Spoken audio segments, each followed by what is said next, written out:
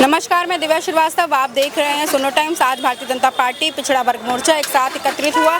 आपको बता दें, 3 मुख्य अतिथि के तौर पर थे मुख्यमंत्री योगी आदित्यनाथ, उप मुख्यमंत्री ब्रजेश पाठक, तीसरे डिप्टी सीएम केशव प्रसाद मौर्य उपस्थित रहे और साथ ही साथ मुख्यमंत्री योगी आदित्यनाथ ने निशाना साधा और विपक्ष पर उन्होंने अतीक अहमद को लेकर के बोला और साथ ही साथ 27 के चुनाव को लेकर के बोला, उपचुनाव को लेकर के बोला। चलिए पहले आप सुन लीजिए मुख्यमंत्री योगी आदित्यनाथ ने क्या कहा। भारतीय जनता पार्टी पिछड़ा वर्ग मोर्चा के प्रदेश कार्य समिति के आज के इस कार्यक्रम में समापन सत्र में पिछड़ा वर्ग मोर्चा के प्रदेश के अध्यक्ष और उत्तर प्रदेश सरकार में मंत्रिमंडल के मेरे सहयोगी श्री नरेंद्र कश्यप जी, ओबीसी मोर्चा के प्रदेश के प्रभारी प्रदेश महामंत्री श्री राम प्रताप सिंह चौहान जी, राष्ट्रीय महासचिव ओबीसी मोर्चा पूर्व सांसद श्री संगमलाल गुप्ता जी, ओबीसी मोर्चा के प्रदेश महामंत्री श्री विनोद यादव जी, प्रदेश महामंत्री ओबीसी मोर्चा और विधान परिषद सदस्य श्री रामचंद्र प्रधान जी, ओबीसी मोर्चा के प्रदेश महामंत्री श्री संजय पटेल जी, प्रदेश उपाध्यक्ष ओबीसी मोर्चा श्री प्रदेंदु जागड़ा जी और प्रदेश भर से आए हुए ओबीसी मोर्चा से जुड़े हुए सभी प्रदेश कार्य समिति के सदस्यगण, क्षेत्र और जनपद स्तर पर कार्य करने वाले सभी उपस्थित बहनों और भाइयों, आज प्रदेश की राजधानी लखनऊ में आप सबने अपनी प्रदेश कार्य समिति का आयोजन किया है। मैं इसके लिए प्रदेश सरकार की ओर से प्रदेश भर से आए हुए आप सभी कार्यकर्ताओं का हृदय से स्वागत करता हूं। बहनों और भाइयों, आप सब समाज के उस तबके से संबंधित हैं, उन्हें प्रतिनिधित्व देते हैं जिनकी अपेक्षा है, जिनकी आकांक्षा है और जिनके मन में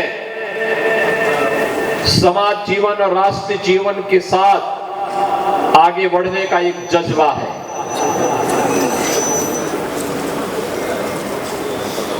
जब कोई समाज अपने स्व का बोध खोता है तो उसके सामने पहचान का एक संकट खड़ा होता है और कुछ ऐसा ही षड्यंत्र इस समाज के साथ किया गया जो आज अपने को पिछड़ा वर्ग कहता है।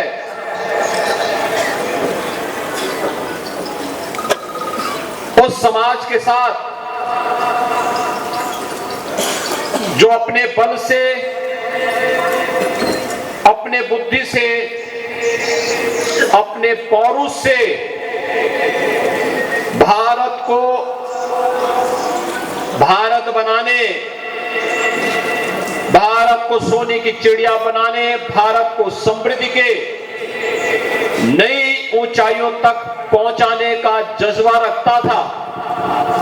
जब एक साजिश के तहत उसे आपस में ही लड़ा करके उसके सामने उसके सत्व के बोध को समाप्त करवा दिया गया, तो एक पहचान का संकट, न केवल इस समाज के सामने बल्कि पूरे देश के सामने आ गया था। और यही कारण है, वे ताकतें जानती थी कि अगर ये समाज ऐसे ही पराक्रमी रहा, ऐसे ही पौरुष से भरपूर रहा, तो दुनिया की कोई ताकत, दुनिया का कोई आक्रांता भारत का बाल बांका नहीं कर पाएगा। और इसके लिए उन्होंने साजिश रची, आपस में लड़ाने की साजिश रची, आपस में ही एक दूसरे को भिड़ाने की साजिश रची, और परिणाम हम सबके सामने है। जो कार्य कभी विदेशी आक्रांता करते थे, आज वही कार्य तो इस देश के अंदर छद्म सेकुलरिज्म के नाम पर आने वाले राजनीतिक दलों ने किया है। यही कार्य तो किया है, वही तो कर रहे हैं, उनके द्वारा यही तो कराया गया। और ज्यादा दूर मत जाइए, ये चुनाव, अभी लोकसभा का चुनाव इसका एक उदाहरण है। कैसे आपस में लड़ाया गया, कैसे आपस में एक दूसरी जातियों को लड़ा करके अस्तित्व का एक संकट खड़ा करने का प्रयास किया गया। और फिर कौन नहीं जानता आप में से, ये समाज अगर अपने पौरुष और पराक्रम के लिए जाना जाता था, तो भारत की परंपरा और भारत की संस्कृति के प्रति उतनी ही अटूट आस्था के लिए भी जाना जाता था। इस समय पश्चिमी उत्तर प्रदेश में कांवड़ यात्रा चल रही है।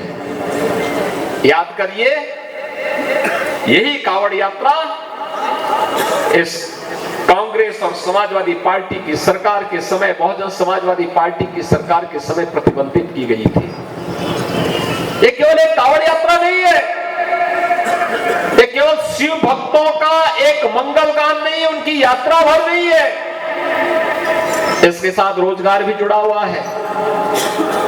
याद करिए, कांवड़ यात्रा के साथ चलने वाले लोगों का रोजगार, उसके साथ लगे हुए हस्तशिल्पियों का रोजगार, उसके साथ लगे हुए छोटे गांव के दुकानदारों का रोजगार, उसके साथ जुड़े हुए वे सभी अन्य कार्य जो उस यात्रा के साथ चलते थे, जिनकी आजीविका चलती थी। एक यात्रा वर्ष भर के लिए उनके पास इतनी आमदनी करती थी कि वे उस आमदनी को फिर कहीं लगाते थे, उससे कई गुना मुनाफा कमा करके फिर अपने और अपने परिवार की भी और देश की समृद्धि में भी अपना योगदान देते थे। लेकिन पिछली सरकारों ने इसको रोकने का काम किया था। आपके पर्व और त्योहार याद करिए, किसी एक पर्व और त्योहार को आप नवरात्रि में दुर्गा मूर्ति का स्थापना करते हैं। मूर्ति में क्या, मूर्ति अपने आप बन जाती है, उसके लिए कारपेंटर भी चाहते होंगे, उसमें मिट्टी का काम करने वाले लोग भी चाहिए होते हैं, उसमें उसकी डिजाइनिंग बनाने वाले लोग भी चाहिए होते हैं, उसमें रंग भरने वाले लोग भी चाहिए होते हैं, उसके लिए उस प्रकार के वस्त्रों की साज सज्जा के लोग भी चाहिए होते हैं। क्या एक व्यक्ति कर पाता है क्या? अलग अलग तबके के लोगों को जोड़ने का एक माध्यम भी बनता था और उतने ही रोजगार का सृजन भी वो करता था। पिछली सरकारों ने उसको भी रोकने का काम किया था। क्या इसके साथ ओबीसी का रोजगार नहीं जुड़ा हुआ है? आप याद करिए, समाजवादी पार्टी की सरकार का समय 2015 और 16 का समय, जब Uttar Pradesh public service commission का परिणाम आता है, 86 एसटीएम की भर्ती होती है और 86 में से 56 एक जाति विशेष के हो जाते हैं। क्या ये ओबीसी के हितों पर कुठाराघात नहीं था? बहनों और भाइयों, क्यों लोग उसमें मौन हो जाते हैं, क्यों नहीं बोलते हैं? उत्तर वर्षों में हम लोगों ने 6.5 लाख भर्ती की है।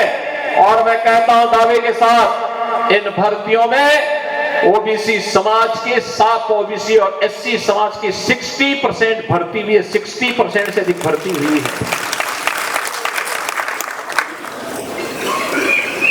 69,000 शिक्षकों की भर्ती पर लोग प्रश्न खड़ा करते हैं। 69,000 नहीं, हम लोगों ने 1,25,000 भर्ती बेसिक शिक्षा परिषद में शिक्षकों की और 69,000 जिन शिक्षकों की भर्ती के बारे में प्रश्न खड़ा किया जाता है, ये समाजवादी पार्टी के वही मोहरे हैं जो लोग 86 में से 56 एक ही परिवार और एक ही जाति विशेष के लोगों को भरने का काम किए थे। वे लोग आज प्रश्न खड़ा करते हैं। 69,000 शिक्षकों की भर्ती में बहनों और भाइयों, अगर केवल 27% ओबीसी के आरक्षण के हिसाब से भर्ती होती तो भर्ती होती 18,200, लेकिन भर्ती कितनी हुई? 31,500। 31,500। उन्हें इस बात की चिंता है कि ओबीसी समाज अपनी बुद्धि से, अपने बल से, अपने पौरुष और पराक्रम से इतनी अधिक सीटें क्यों प्राप्त कर गया, और इसलिए इसे विवादित करना है, इसके लिए उन्हें बदनाम करना है, इसके लिए तमाम षड्यंत्र करने, इसके लिए तमाम प्रकार की साजिशें रची जाती हैं। मैं पूछना चाहता हूं, पश्चिमी उत्तर प्रदेश हो या पूर्वी उत्तर प्रदेश, 2006 में भारतीय जनता पार्टी के एक विधायक कृष्णानंद राय की हत्या हुई थी गाजीपुर जनपद में। और गाजीपुर जनपद के साथ के उस हत्याकांड में कृष्णानंद राय के साथ मरने वाले लोग कौन थे? उनके साथ, उनकी सुरक्षा के साथ जुड़े हुए जो लोग थे, उनमें एक रमेश पटेल थे। क्या ये ओबीसी समाज से नहीं थे क्या? इनके साथ एक रमेश यादव भी थे। क्या वे ओबीसी समाज से नहीं थे क्या? ऐसे ही तमाम अन्य लोग थे। कोई सम यादव भी थे। क्या ओबीसी समाज से नहीं थे क्या? यानी भारतीय जनता पार्टी के साथ हो गए तो इसका मतलब उन्हें आप ओबीसी में नहीं गिनेंगे? मैं पूछना चाहता हूं, राजूपाल की हत्या प्रयागराज में जिस नाव माफिया ने की थी, क्या ये राजूपाल ओबीसी समाज से नहीं थे क्या? उमेश पाल, क्या ये ओबीसी समाज से नहीं थे क्या? फिर इन माफियाओं को गले से लगाने वाले लोग कौन थे? और समाजवादी पार्टी के लोग इन माफियाओं को गले से लगा करके प्रदेश में अराजकता और गुंडागिर्दी और दंगों की आग में प्रदेश के को झोंकने का कार्य जो की थी, उस समय ये पीडीए के लोग कहां थे? ये पीडीए का नारा लगाने वाले लोग उस समय कहां चले गए थे? और इसीलिए प्रश्न खड़ा होता है, जिन लोगों ने ओबीसी समाज और प्रदेश के युवाओं की नौकरियों में डकैती डाली थी, जिन लोगों ने यहां के रोजगार पर डकैती डालने का काम किया था, जिन्होंने प्रदेश के सामने पहचान का संकट खड़ा किया था, और जो लोग उत्तर प्रदेश जैसे अनलिमिटेड पोटेंशियल के प्रदेश को अराजकता की भट्टी में झोंकने के लिए जिम्मेदार थे, बहनों और भाइयों, वे लोग आज आपसी फूट डालो और राज करो की अपनी नीति के तहत लगातार अपने दुष्प्रचार तंत्र के माध्यम से समाज को गुमराह करने का कार्य कर रहे हैं। आज जब ओबीसी मोर्चा के इस प्रदेश कार्य समिति के इस सम्मेलन में मुझे आपके बीच में आने का अवसर प्राप्त हुआ है, तब मैं आप सबका आह्वान करूंगा। हम सबकी जिम्मेदारी बनती है कि वास्तविक तथ्यों को समाज के सामने रखें, समाज को इन बातों से अवगत कराएं। तथ्य प्रमाणित है, आपके सामने प्रमाणिक तथ्य होंगे।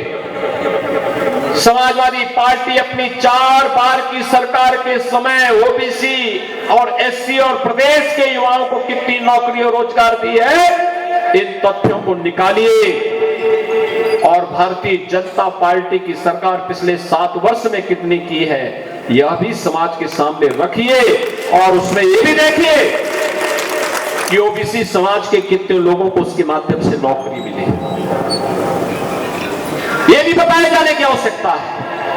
उन्होंने कितने लोगों के रोजगार को छीना और भारतीय जनता पार्टी की सरकार ने कितने लोगों के रोजगार को उपलब्ध कराया है, यह भी जनता के सामने आना चाहिए। तो आपने सुना जिस तरीके से मुख्यमंत्री योगी आदित्यनाथ ने निशाना साधा, साथ ही कहा कि बुलडोजर है, ये बाबा का बुलडोजर है, जहां भ्रष्टाचार होगा वहां पे बुलडोजर चलेगा। और 2027 के चुनाव में उन्होंने कहा कि हम सभी साथ होंगे तो हम चुनाव जीत सकते हैं। तो देखने वाली बात होगी चुनाव में कौन जीतता है। बने रहे सुनो टाइम्स के साथ। कैमरामैन ऋषभ के साथ मैं दिव्या श्रीवास्तव, धन्यवाद।